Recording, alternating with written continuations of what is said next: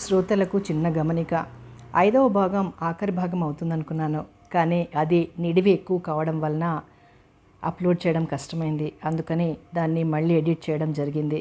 కానీ ఆఖరి భాగమని తీసేయడం మర్చిపోయాను. కానీ ఇది ఆఖరి భాగం. కలల వెలుగు ఆఖరి భాగం. వదినా, మేము వెళ్ళిపోతాం. 10వ రోజుకి మళ్ళీ వస్తాం అంది రామచంద్రం చెల్లెలు. రవణమ్మ బదులు చెప్పలేదు. అటు తిరిగి పడుకుంది. అత్తగారు ఆడపడుచు వెళ్ళిపోతే బావుండుననే ఉంది. దస్తావేజు చేజిక్కించుకుంది. అత్తగారు ఎక్కడ ఆ విషయం ఆరా తీస్తారోనని జంకు.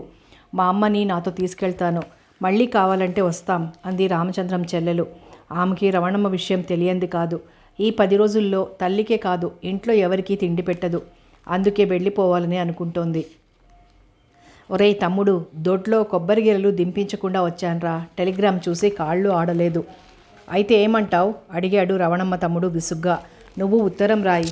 పిల్లలు స్కూల్కి వెళ్తే ఎవరన్నా కోసుకుపోతారు. అన్నయ్యకి రాయి. పొద్దున దొడ్లో గిరలు చూస్తే జ్ఞాపకం వచ్చాయి. వీటిని కూడా దింపిస్తే మంచిది. నలుగురు వస్తూ పోతూ ఉంటారు. వసారాలో నిల్చున్న మహేశ్వరరావు ఇంకా అర్థవంతంగా చూస్తున్నది రామచంద్రం చెల్లెలు. ఆమెకి సిగ్గుగా ఉంది. చెట్టంత మనిషి పోతే ఈ వదినగారు కొబ్బరికాయలు లెక్క పెడుతోంది. మీరుంటారా అడిగింది మహేశ్వరరావుని. లేదు, నేను 10వ రోజుకే వస్తాను. టికెట్లు తెచ్చిపెట్టమంటారా అడిగాడు మహేశ్వరరావు. అమ్మయ్య అనుకుంది రామచంద్రం చెల్లెలు. తమ్ముడు, మీ పెద్దబావని తీసుకెళ్ళి ఆ కంపెనీ వాళ్ళని అడగరా. 10 రోజుల ఖర్చు వాళ్లే ఇస్తామన్నారట. యూనియన్ నుంచి ఇప్పిస్తారట చెప్తోంది రవణమ్మ. మహేశ్వరరావు గబగబా గేటు దగ్గరికి వచ్చాడు. గేటు దగ్గర టాక్సీ ఆగింది. అందులోంచి క్రితం రోజు హడావుడి చేసిన సుజాత దిగింది. మహేశ్వరరావు ఇబ్బందిగా నిల్చున్నాడు. మీరే కదూ మహేశ్వరరావు గారంటే? మా బావగారికి ఫ్రెండ్ అట, అక్క చెప్పింది అంది సుజాత గేటు దగ్గర నిల్చుని.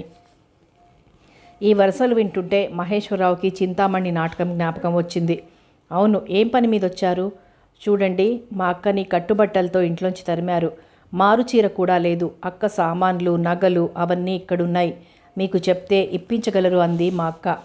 అవన్నీ నాకు తెలియవు. రవణమ్మ గారిని అడగండి. వారిని అడిగి ప్రయోజనం లేదు. రాత్రికి రాత్రి గేట్లకి తాళం పెట్టించారు. మా అక్క ఉత్త వెర్రిబాగుల్ది. నగలు, చీరలు, ఆస్తి అంతా మా బావగారికి ఇచ్చింది. ఇప్పుడేమో మీరంతా కలిసి తనని బయటకు తరిమేస్తున్నారు. మీరు చేస్తున్నది న్యాయంగా లేదు. నేనేం చేయను? నేను రామచంద్రానికి స్నేహితుడిని మాత్రమే. స్నేహధర్మంగా వచ్చాను. ఈ ఇల్లు, ఆస్తి అంతా అతని భార్యది, పిల్లలదీను. కాదని ఎవరూ అనటం లేదు. మా అక్క ఆస్తిపాస్తులు అడగలేదు. తన చీరలు, నగలు ఇవ్వమనండి. ఏం నగలు అడిగాడు మహేశ్వరరావు. ఎంత నిజం చెప్తుందో వినాలని. ఉన్న నగలన్నీ ఒలిచి ఇచ్చేసిందండి. అక్క ఇల్లు, నగలు అమ్మి ఈ ఇల్లు కొన్నారు. మీకు తెలుసో తెలియదో. మరో ఆడదైతే తన పేర పెట్టించుకునేది. వెర్రిబాగులది కాబట్టి అన్నీ ఒలిచి ఇచ్చి ఇప్పుడు ఏడుస్తోంది. ప్లాస్టిక్ డబ్బాలో గొలుసు, గాజులు ఉన్నాయట. బీర్వాలో చీరలున్నాయట. ఆ బీర్వా తనదే అట. అవన్నీ ఇప్పించండి అంది సుజాత నెమ్మదిగా.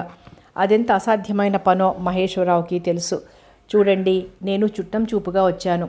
ఈ ఇంట్లో సామాను, ఇల్లు చట్టరీత్యా రామచంద్రం గారి భార్యకి చెందుతాయి. మా సామానుంది, నగలున్నాయి అని మీరు పేచీ పెట్టుకుంటే ప్రయోజనం ఉండదు. నెమ్మది మీద మీ సామాన్లు పట్టుకెళ్ళాలి తప్ప. ప్రస్తుతానికి చీరలు పట్టుకెళ్ళండి. ఇస్తారేమో అడిగి చూస్తాను అన్నాడు నెమ్మదిగా. సుజాతను చూడంగానే తోక తొక్కిన తాచులాగా లేచాడు రాజారావు. క్రితం రోజు నలుగురి ఎదుట తనని ఎదిరించి రామచంద్రం మెళ్ళో దండ వేయించింది ఆ బజారు ముండ చేత. అప్పుడైతే పెద్ద ఫిలిం స్టార్లని వెంట పెట్టుకొచ్చింది. ఇప్పుడు ఎవరొస్తారో చూడాలి అనుకుంటూ కథనరంగంలోకి దూకాడు. మా అక్క నగలు, చీరలు ఉన్నాయి, పట్టుకెళ్ళడానికి వచ్చాను అంది సుజాత. మీ అక్క ఎవరో మీరెవరో మాకు తెలియదు. ఇది మర్యాదస్తుల ఇల్లు. మేమంతా పుట్టెడు దుఃఖంలో ఉన్నాం. దయచేసి వెళ్ళిపోండి అన్నాడు రాజారావు. మా అక్క చీరలు, నగలు ఇస్తే గాని కదలను. పోలీసుల్ని పిలిపిస్తాను. పిలిపించి చూడండి. 6 ఏళ్ల నుంచి మా అక్క ఈ ఇంట్లో ఉంటుంది. ఆ విషయం మెడ మీద తలకాయున ప్రతివాడి చేత సాక్ష్యం ఇప్పించగలను. ఇప్పిస్తే దాని సామాను, నగలు మీరు లాక్కున్నారని యూనియన్లో చెప్తాను. మా బావగారికి రావాల్సింది మీరెలా వసూలు చేసుకుంటారో నేను చూస్తాను. ఇదేం నోరులేని రాజ్యం అనుకున్నారా?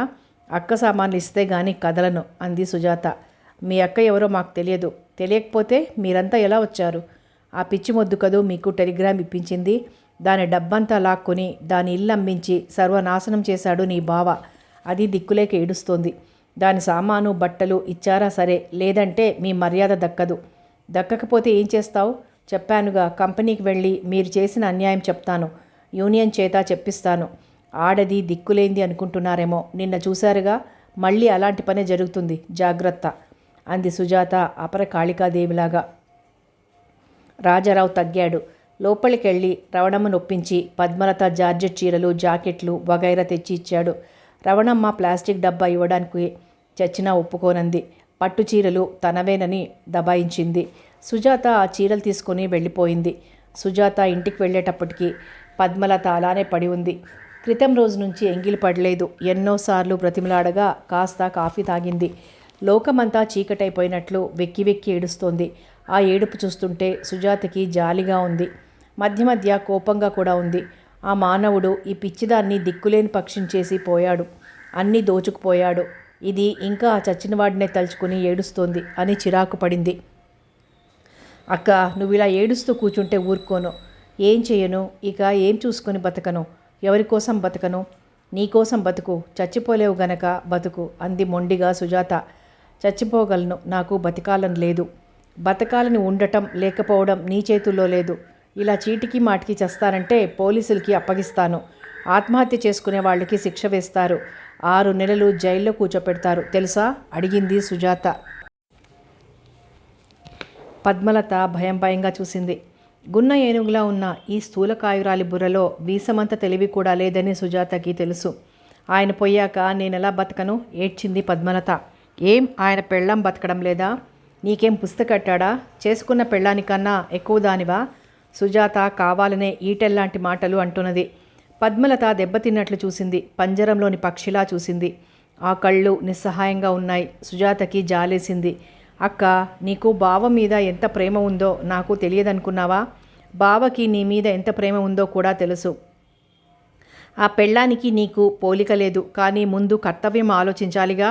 అందుకనే కాస్త మోటుగా అన్నాను. నాకేం తెలియటం లేదు. ఏం చెయ్యాలో ఎక్కడికి వెళ్ళాలో కూడా తెలియటం లేదు. ఇదివరకంతా అమ్మ చెప్పినట్లు చేసేదాన్ని. అమ్మ పోయాక ఆయన ఎలా చెప్తే అలా విన్నాను. సుజాత, నాకు బతకడం చేత కాదే. బతకాలంటే భయంగా ఉందే. సుజాత ఒళ్ళో తల పెట్టుకుని ఏడుస్తోంది పద్మ. ఆమె స్థూల శరీరం భయంతో కంపించిపోతున్నది. అక్క, నీకు నేనున్నాను. నాకు మద్రాసులో ఎవ్వరూ లేనప్పుడు, దిక్కు లేనప్పుడు మీ ఇంట్లో పెట్టుకున్నావు. అది మర్చిపోను. నాలాంటి పిల్లలకి నువ్వు ఎంతమందికి సాయం చేశావో నీకు తెలియదు. నాదేం లేదే. ఆయన తెచ్చిపడేసేవారు. ఎవరు వచ్చినా వద్దనేవారు కాదు. ఎంతమందికి పెట్టినా ఊరుకునేవారు అంది పద్మ కళ్ళు తుడుచుకుంటూ. భర్త ఊరుకున్న ఎంతమంది భార్యలు వయసులో ఉన్న ఆడపిల్లలకి ఇంట్లో ఆశ్రయమిస్తున్నారు. అందులోనూ పద్మలత చేసుకున్న భార్య కాదు. సినిమాల్లో అవకాశాలకని వచ్చిన పిల్లలు, ఆటుపోట్లు పడిన పిల్లలకి పద్మలత ఆశ్రయం ఇచ్చేది అంటే ఆమె గొప్పతనం ఆమెకు తెలియదు. ఎందరో పెద్దవాళ్లకు లేని విశాల హృదయం, జాలి ఈ పిచ్చిదానికి ఉన్నాయి. తనలోని మంచితనాన్ని ఆ చచ్చిపోయిన వాడి హృదయంలో చూసుకుంటున్నది. అక్క, నీకు ఇల్లు ఉండేదట కదా?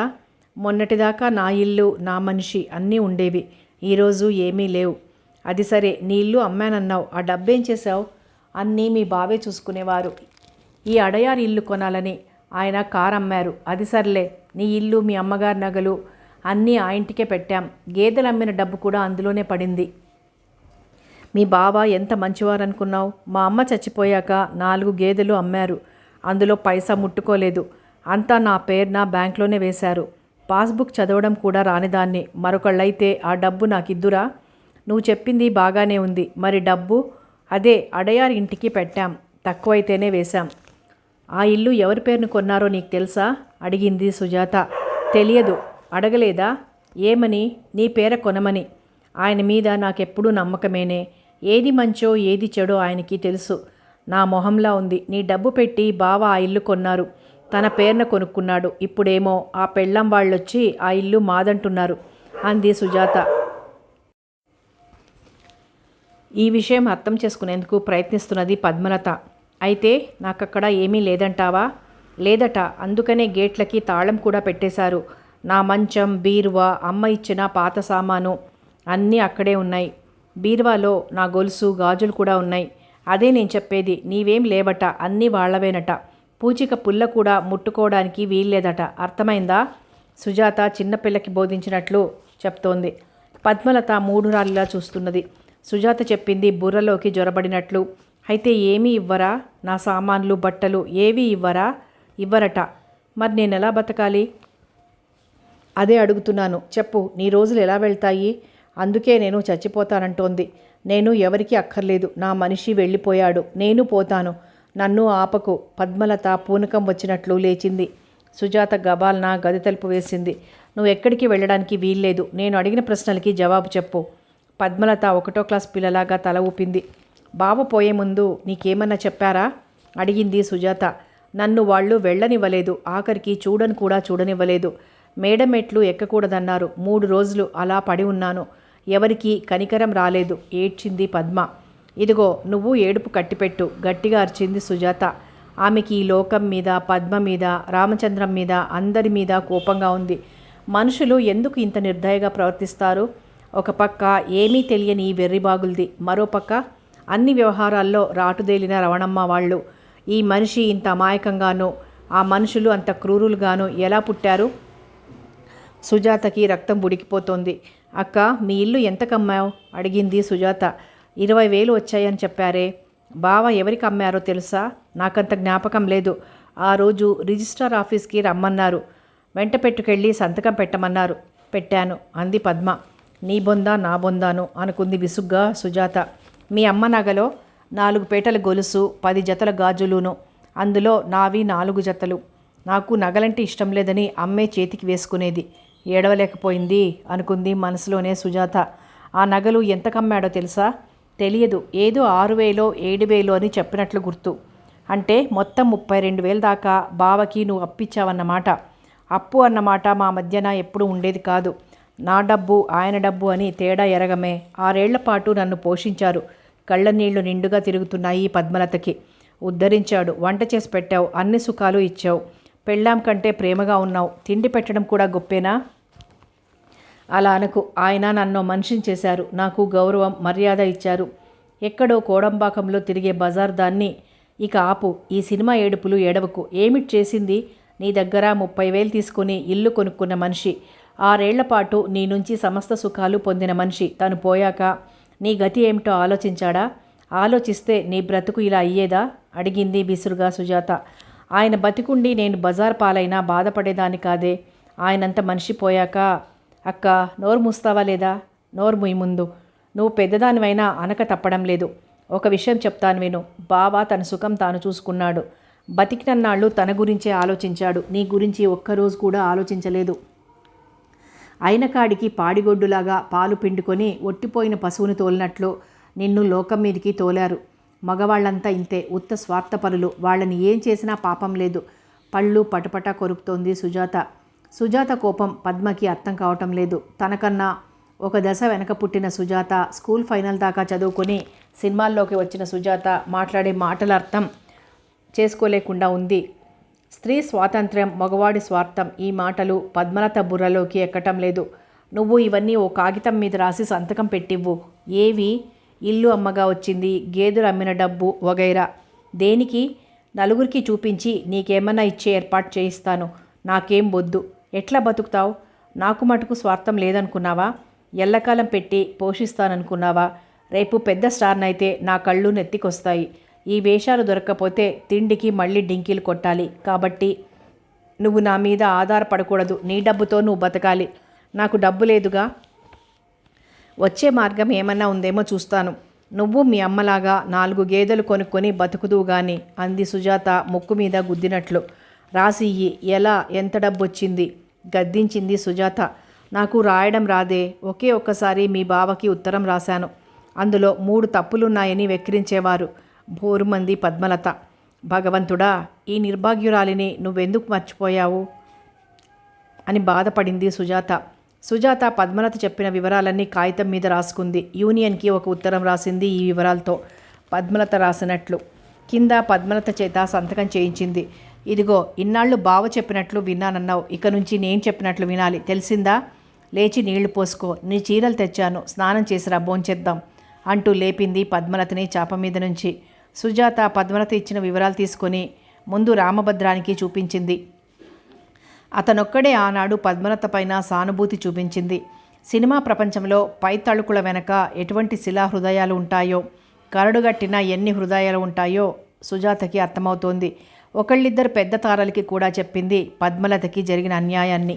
అందరూ సానుభూతి చూపించారు. అప్పుడే రామచంద్రం స్మృతిపథంలోంచి జారిపోతున్నాడు. అతను చేస్తున్న సినిమాలని అతని అసిస్టెంట్లు అందిపుచ్చుకున్నారు. సినిమా ప్రపంచంలో అతని నిష్క్రమణ ఒక్క పద్మలతకి తప్ప మరెవరికీ పెద్ద లోటుగా కనిపించడం లేదు. సుజాత రామభద్రం ద్వారా పద్మలతకి జరిగిన అన్యాయాన్ని యూనియన్ దాకా తీసుకెళ్ళింది. యూనియన్లో పద్మలత విషయం సుజాత కదపబోతున్నది అన్న విషయం అడయార్లోకి కొద్ది కొద్దిగా పాకింది. రవణమ్మ శివమెత్తినట్లు చిందులు తొక్కుతోంది. ఒకరోజు రాత్రంతా కూర్చుని 2 గాడ్రేజ్ బీర్వాలు గాలించింది. పద్మలత పాస్బుక్లో 20 రూపాయల కంటే లేవు. 6,000 విత్డ్రా చేసినట్లు ఉంది. రవణమ్మ ఆ పాస్బుక్ దాచేసింది, ఎందుకైనా మంచిదని. ఇంటిని కింది నుంచి పైదాకా గాలించి పద్మలత తాలూకు చిహ్నాలు లేకుండా జాగ్రత్త పడింది. తాయారు ఇచ్చిన గిన్నెలు, చెంబులు వంటివి ఇత్తడివి మార్చేసింది. పాత కాగితాలు కొనేవాడు ఆప్తమిత్రుడిలా ఈ కష్టంలో రవణమ్మని ఆదుకొని పద్మలత ఇత్తడి సామాను, పేర్లు ఉన్న స్టీలు గిన్నెలు పూర్తిగా అమ్మించి డబ్బు తెచ్చిచ్చాడు పువ్వుల్లో పెట్టి. రామచంద్రం ఇన్సూరెన్స్ చేశాడేమోనని కాగితాలు వగైరా వెతికారు. అతను ఇన్సూర్ చేయలేదు. అడయార్లో ఇల్లు, దస్తావేజులు తన చేతిలో ఉన్నాయి. 10 రోజులు ఎప్పుడు వెళ్ళిపోతాయా, ఈ ఇల్లు ఎప్పుడు తన పేరును మార్చుకుందామా అని ఉవ్విళ్ళూరిపోతోంది రవణమ్మ. హైదరాబాద్లో తను కొన్న ఇల్లు ఉన్న సంగతి పైకి పొక్కనివ్వకుండా జాగ్రత్త పడింది. ఈ ఇల్లు ఒక్కటే తనకి తన బిడ్డలకి ఆధారం అని అందరూ తన మీద కనికరం చూపాలని రోజు పలకరించడానికి వచ్చిన వాళ్ళందరికీ చెప్పుకొని ఏడ్చేది. రామచంద్రం తాలూకు కర్మకాండకి డబ్బెవరన్నా ఇస్తారేమోనని రాజారావు ద్వారా ప్రయత్నించింది.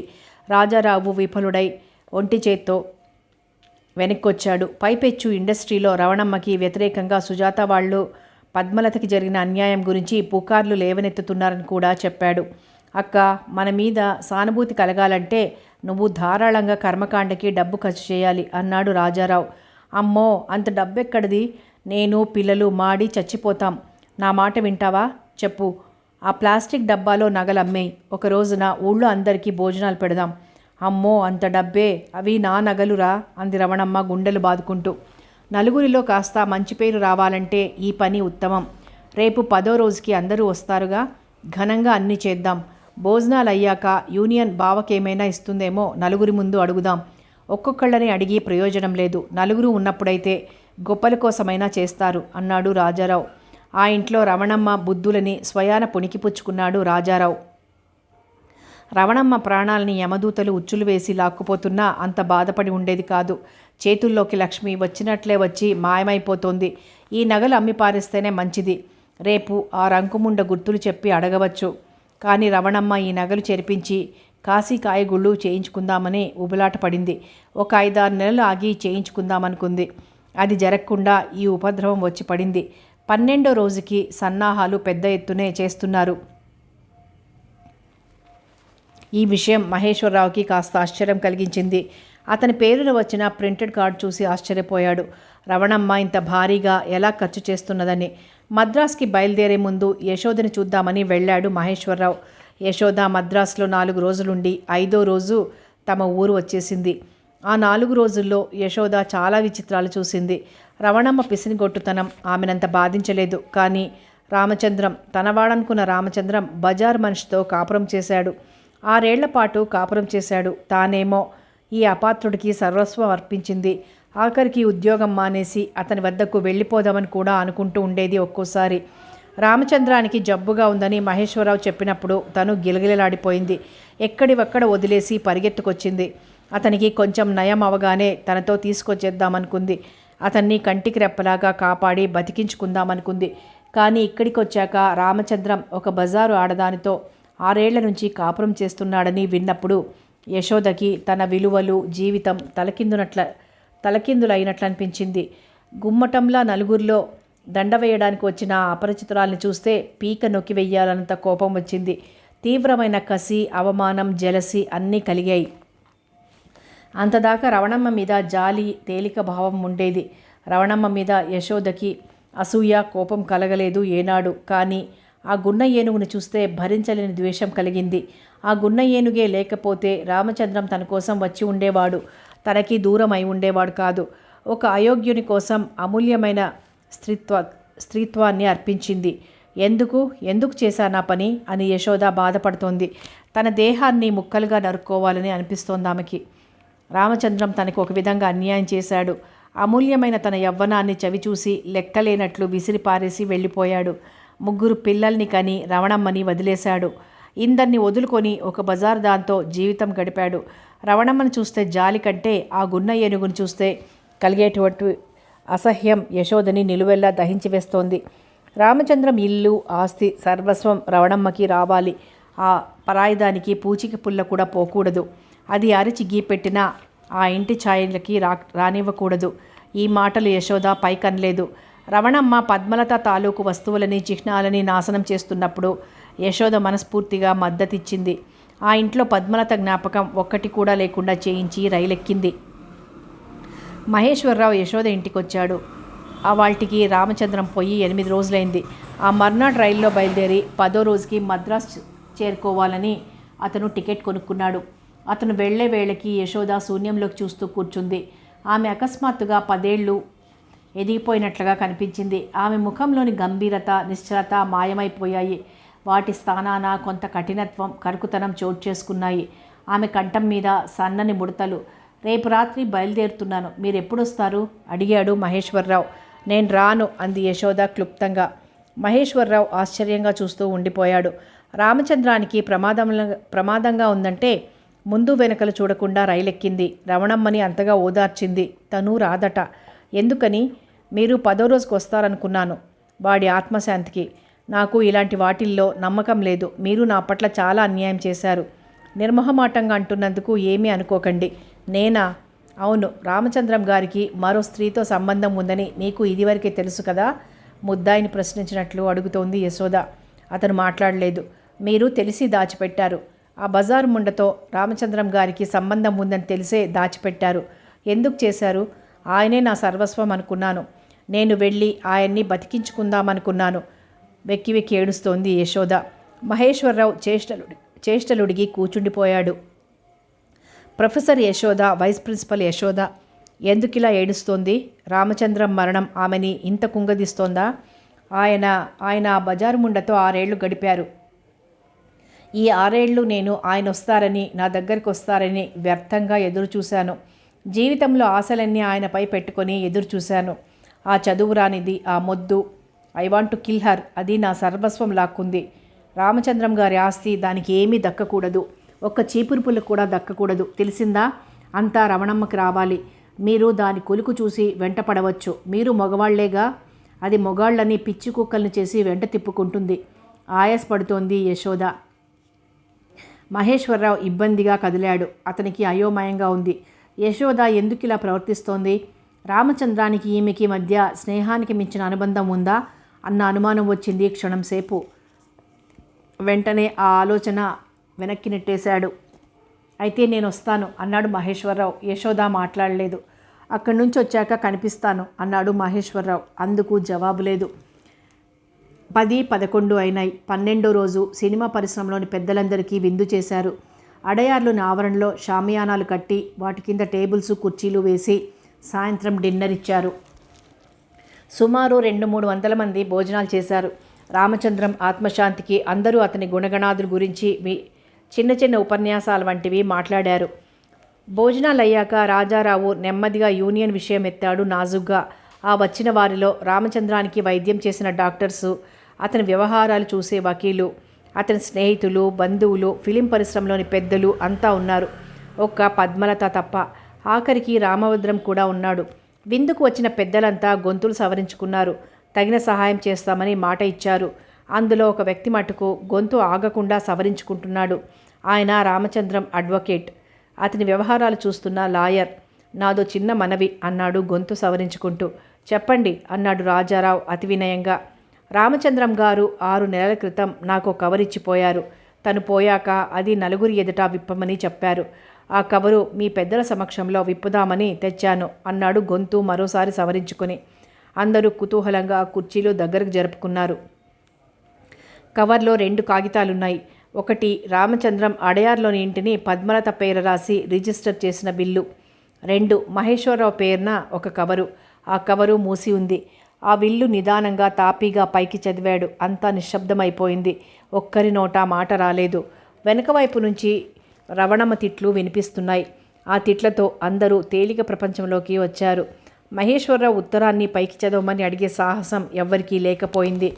విందుకొచ్చిన వారు నెమ్మదిగా వెళ్ళిపోవడం మొదలుపెట్టారు. మహేశ్వరరావు చెట్టు కింద నిల్చుని లైట్ల వెలుగులో కవరు చించి చదవటం మొదలుపెట్టాడు.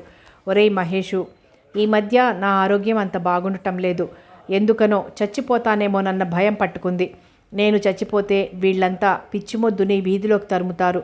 దానికి ఏమీ తెలియదు. దాని ఇల్లు, నగలు, డబ్బు సర్వస్వం నాకిచ్చి ఏం చేశారని కూడా అడగనంత అమాయకురాలు.